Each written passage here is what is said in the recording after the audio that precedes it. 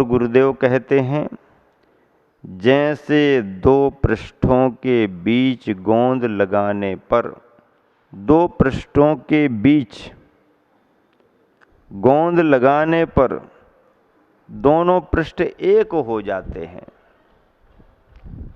जैसे दोनों पृष्ठों के बीच गोंद लगाने पर दोनों पृष्ठ एक हो जाते हैं। पेज दो हैं, अलग अलग हैं, और ऐसे दो पृष्ठों के बीच यदि गोंद लगा दी जाए तो दोनों पृष्ठ एक हो जाते हैं।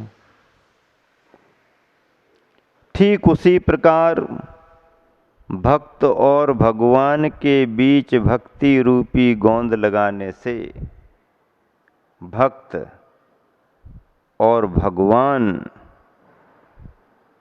भक्त और भगवान के बीच भक्ति रूपी गोंद लगाने से, कौन सी गोंद? भक्ति रूपी गोंद।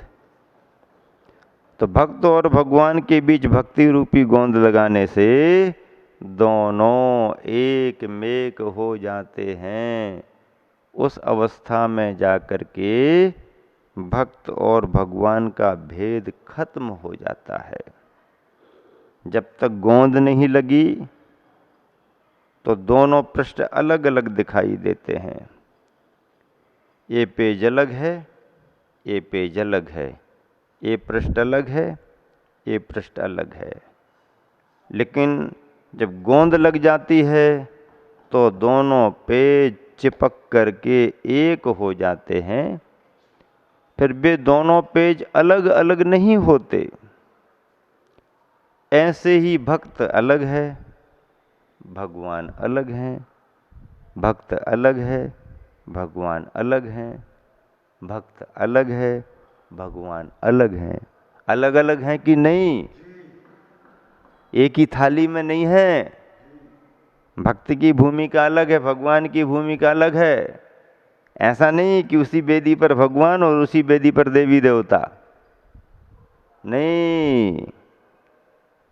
रागी और वीतरागी का अंतर करो।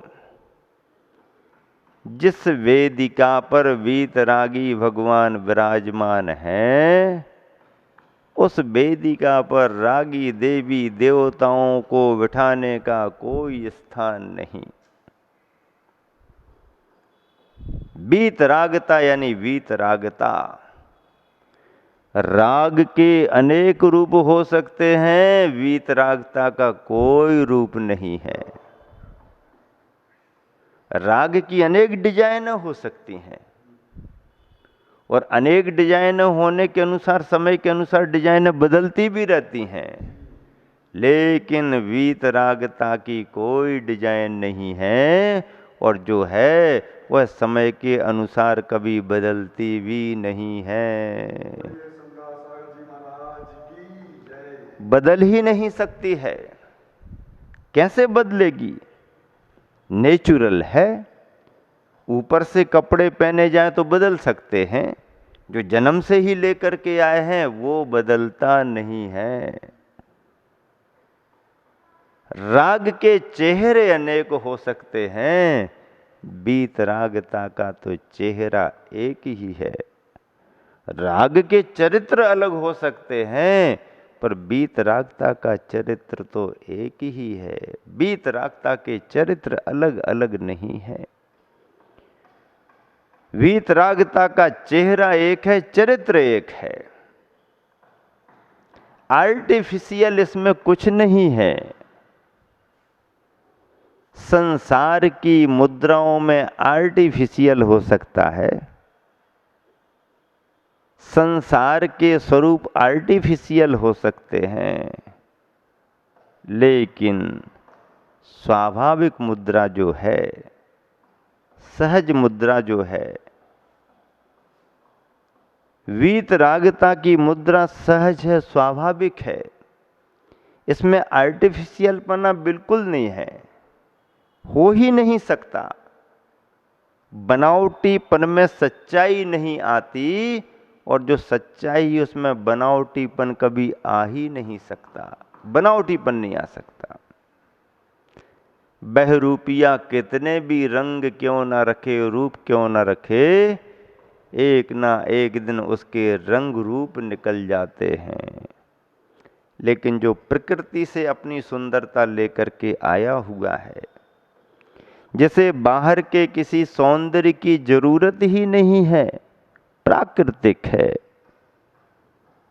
ऐसा वह रूप, ऐसा वह स्वरूप कभी बदलता ही नहीं है।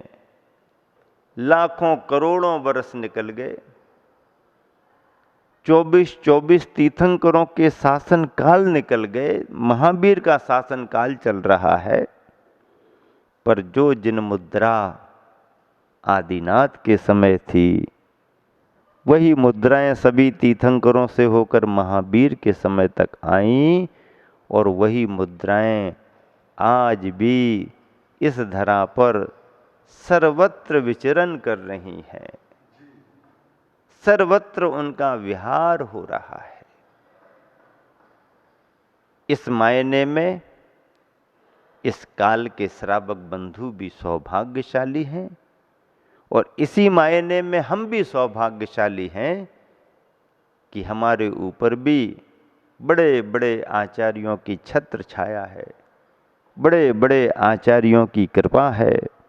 गुरुदेव कह रहे हैं कि जैसे दो पृष्ठों के बीच गोंद लगाने पर दोनों पृष्ठ एक हो जाते हैं, ठीक उसी प्रकार भक्त और भगवान के बीच भक्ति रूपी गोंद लगाने से एक मेक हो जाते हैं, दोनों एक मेक हो जाते हैं। फिर भक्त और भगवान का भेद नहीं रहता, भक्त और भगवान का भेद नहीं रहता। भेद तो तब रहता है जब भक्त अलग है और भगवान अलग है। भक्ति की भूमिका अलग है, भगवान की भूमिका अलग है। भक्त करने धरने की भावना रखता है, भगवान करने धरने के भाव से ऊपर उठ चुके हैं। वो कृतकृत्य हैं, उन्हें किसी प्रकार का कुछ अब करना नहीं है। भक्त अपनी भूमिका में है, लेकिन भक्ति रूपी गोंद यदि लग जाए, भक्ति रूपी गोंद यदि लग जाए, तो भक्त और भगवान एक हो जाते हैं। धन्य है वे भगवान, धन्य है वो भक्त, और धन्य है उस भक्ति की महिमा जो भक्त और भगवान को एकाकार कर देती है। इसी शुभ भावना के साथ आप सभी को मैं विराम दे रहा हूँ। महावीर भगवान की जय। संस्तुति खंड में जो विषय चल रहा है वह सम्यक दर्शन की विशेष भावधारा है। सम्यक दर्शन के आधार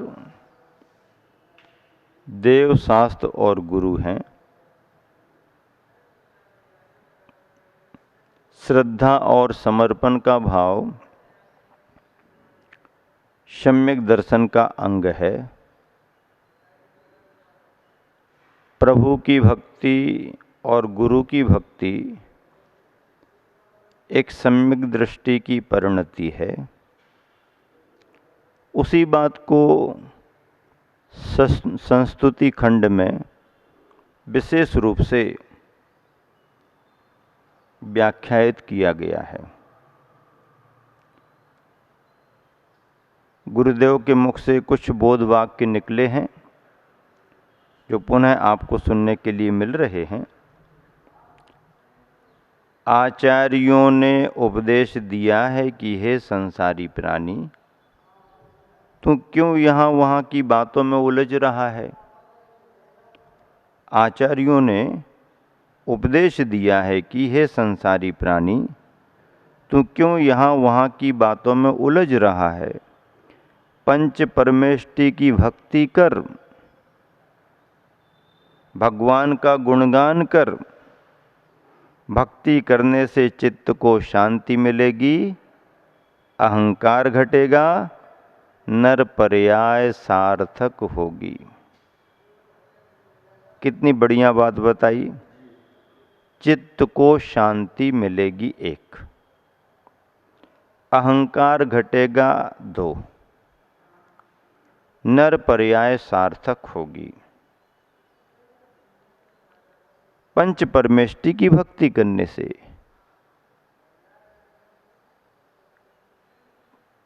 परमे पदे तिष्ठति इति परमेष्ठि,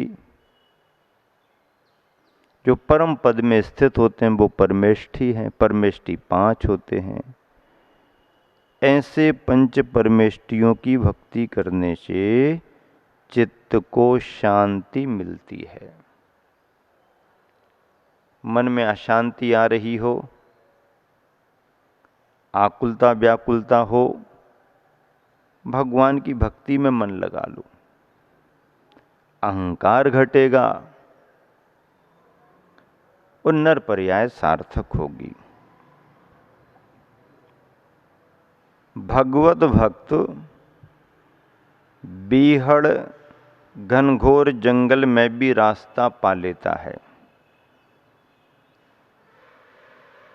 भगवत भक्त बीहड़ बीहड़ बीहड़ कहा जा रहा है, बीहड़ घनघोर जंगल में भी रास्ता पा लेता है। और भगवान को भूल जाने वाला साफ सुथरे रास्ते पर भी भटक जाता है, साफ सुथरे रास्ते पर भटक जाता है। अपने मन में भगवान के प्रति भक्ति है तो बीहड़ भयानक घनघोर जंगल में भी हमें रास्ता मिल जाएगा, मिल जाता है। बुद्धि वैसा काम करने लगती है। भगवान की भक्ति बड़ी बड़ी आपदाओं को टाल देती है। आचार्य प्रवर मानतुंग स्वामी ने भक्तामर स्तोत्र में कितना लिखा है। काला नाग आ जाए, सिंह सामने आ जाए, उन्मत्त गजराज आ जाए, दवानल आग फैल रही हो, शरीर व्याधि ग्रसित हो गया हो, शरीर बंधनों से जकड़ा हुआ हो, आदि आदि, पर चक्र यानी दूसरे राजाओं ने आक्रमण कर दिया हो,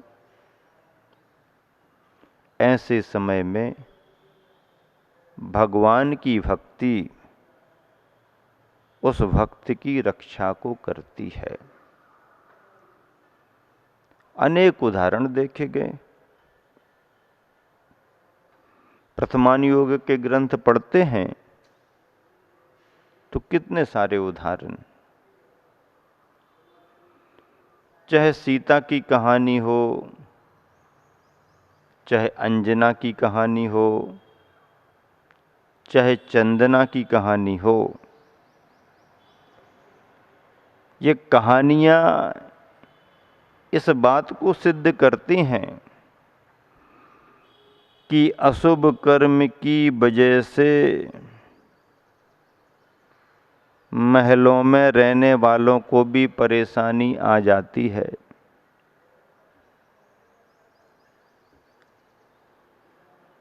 लेकिन धर्म को यदि पकड़ करके रखते हैं तो वो बड़ी बड़ी परेशानी भी, समय तो लगता है लेकिन दूर हो जाती हैं। सीता के जंगल में छोड़ने की स्थिति कितनी दर्दनाक थी। विश्वास नहीं होता कि उस समय ऐसा हुआ होगा, पर हुआ था, तभी तो ग्रंथों में लिखा गया। अंजना के साथ ऐसी स्थितियां बनेंगी ये कौन सोच सकता था, लेकिन ये स्थितियां बनी। चंदनवाला को इतनी परेशानी झेलना पड़ी, धर्म नहीं छोड़ा, अपने कर्म पर विश्वास रखा, भाग्य पर विश्वास रखा। श्रीपाल सेठ जैसे धर्मनिष्ठ को भी अशुभ कर्म की वजह से कितना कष्ट झेलना पड़ा।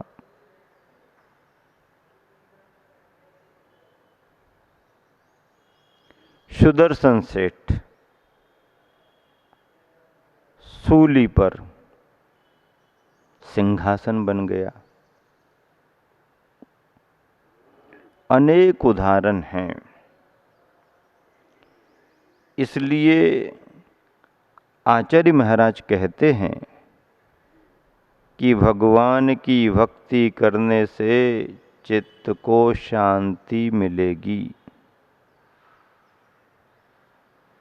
अहंकार भी घटेगा और नरपर्याय सार्थक भी होगी। और ऐसे भगवत भक्त को बीहड़ घनघोर जंगल में भी रास्ता मिल जाता है। और भगवान को भूल जाने वाला साफ सुथरे रास्ते पर भी भटक जाता है। क्या बात है, रास्ता साफ सुथरा है, दिन का उजाला है, फिर भी व्यक्ति भटक गया, भटक रहा है। और जिसके मन में भगवान के प्रति विश्वास है, वह अंधेरी रात में भी, बीहड़ जंगलों में भी रास्ता को पा लेता है। कोई न कोई सहयोगी मिल जाता है। अनेक उदाहरण ऐसे बतलाए गए कि क्षेत्रों की वंदना करते समय जंगलों में रास्ते भूल जाने पर, रात में गाड़ी के सामने कोई बैल आ गया, बैल आगे आगे बढ़ता गया, आपकी 4 व्हीलर उसके पीछे पीछे चलती रही और क्षेत्र आते आते बैल गायब और तुम्हारी गाड़ी क्षेत्र पर। रात में किसने रास्ता दिखाया?